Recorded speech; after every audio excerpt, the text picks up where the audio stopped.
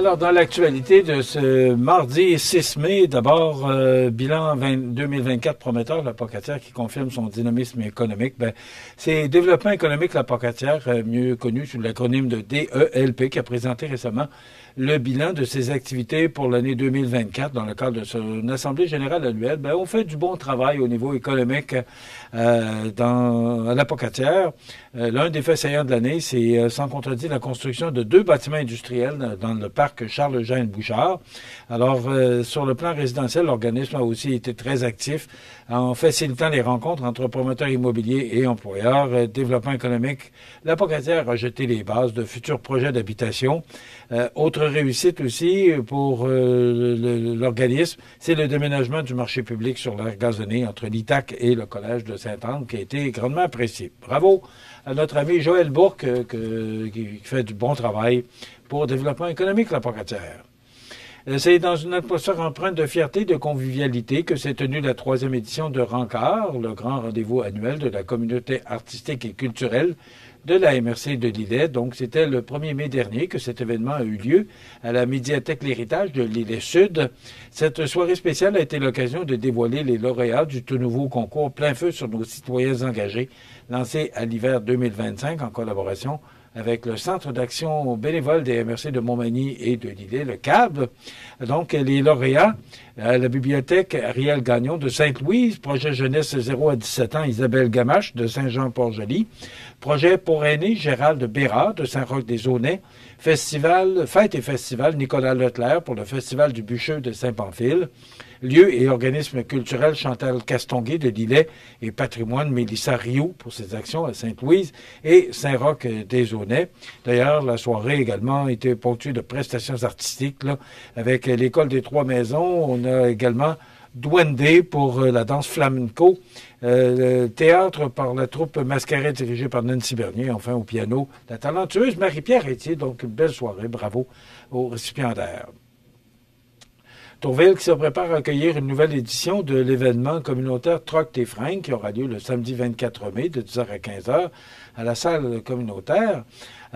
Donc, c'est organisé en partenariat avec la CDC ici, Montmagny-Lillet, les nouveaux sentiers de la municipalité de Tourville. Donc, cet événement populaire revient avec une belle nouveauté, c'est Troc tes jouets. Je trouve que c'est une bonne idée. Donc, ça devient, je pense que ça vient compléter là, la collecte qu'on recherche pour aussi donner aux plus démunis là, des jouets. Naturellement, il faut qu'ils soient en bonne qualité. Donc, ça se passe là, prochainement. Les dons de vêtements ou de jouets peuvent être déposés à l'avance à la Frippe à Monk, au 962 rue des Trembles à Tourville, ou encore au bureau de la CDC à Saint-Jean-Port-Joli.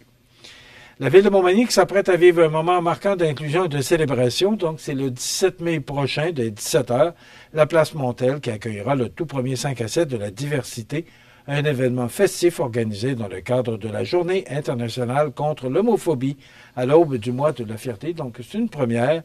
C'est organisé par le service des loisirs de la vie communautaire. Sacha Baga, qui offrira un spectacle conférence haut en couleur.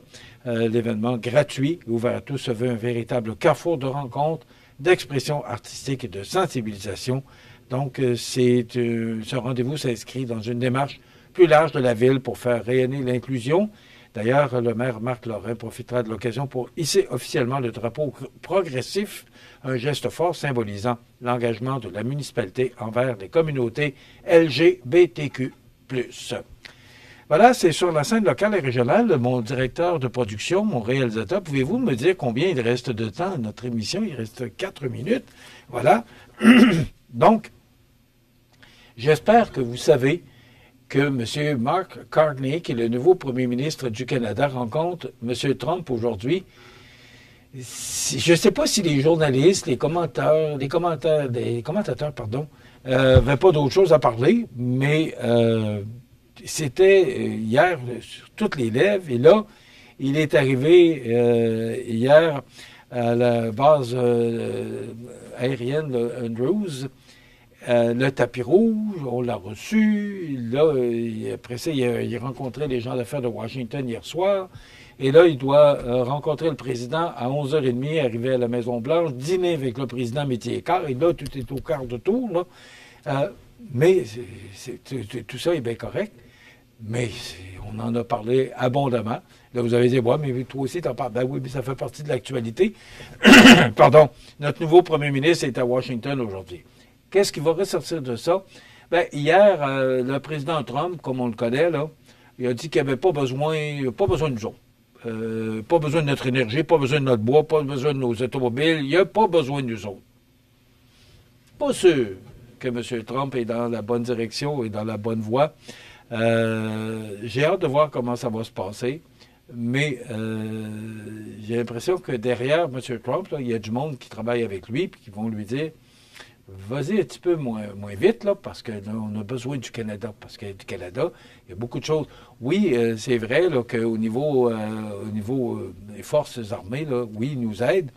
Mais quand tu parles qu'ils nous aident de 200 milliards par année, là, si je me fie à tous les commentaires que j'ai entendus hier des gens qui connaissent ça beaucoup plus que moi, là, 200 milliards, là, les États-Unis ne donnent pas au Canada 200 milliards par année, mais au niveau des forces armées, oui, c'est sûr que les États-Unis nous aident. On fait partie de l'OTAN aussi. Alors, j'ai hâte de voir comment tout ça va se passer et quel respect on va se vouer dans cette rencontre très importante, mentionnons, c'est une rencontre très importante, parce qu'il y a les tarifs douaniers. Je ne suis pas sûr qu'à part les tarifs là, qui sont protégés par l'ALENA, là, on l'appelait le même, j'ai pas le nouveau nom de l'entente, mais l'entente qu'il y a entre les trois pays, là, Mexique, Canada et les États-Unis, ben, on paie plus cher, mais bon. C'est comme ça, puis ça va être 4 ans, il faut se faire une idée. Le président Trump est là pour 4 ans. Et je termine sur un texte de Stéphanie Martin. La Ligue nationale en faveur du transport en commun sur rail. La Ligue nationale de hockey voit d'un bon œil les villes qui ont des systèmes structurants sur rail. Le transport en commun efficace fait partie des critères pour l'octroi d'une équipe, confirme le commissaire adjoint de la Ligue, Bill Daly. Mais voyons donc. Je ne peux pas croire qu'on est rendu là. On a eu les Nordiques, puis on n'avait pas de transport sur rail. On avait des autobus, puis ça allait très bien.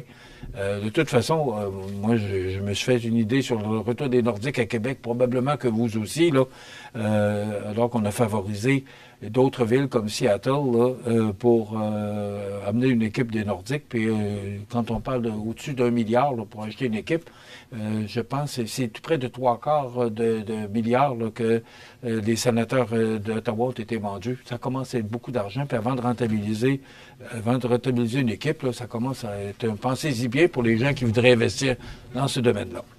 Demain, chronique culturelle avec Mireille Soucy des Arts de la Seine et on reçoit Christian Dionne, qui est directeur général du club de golf de Montmagny.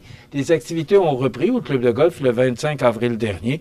Alors, il va venir nous parler de l'année qui vient de se terminer, 2024, et ses projets pour 2025. Les avis de décès suivent dans un instant. Bonne journée, à demain.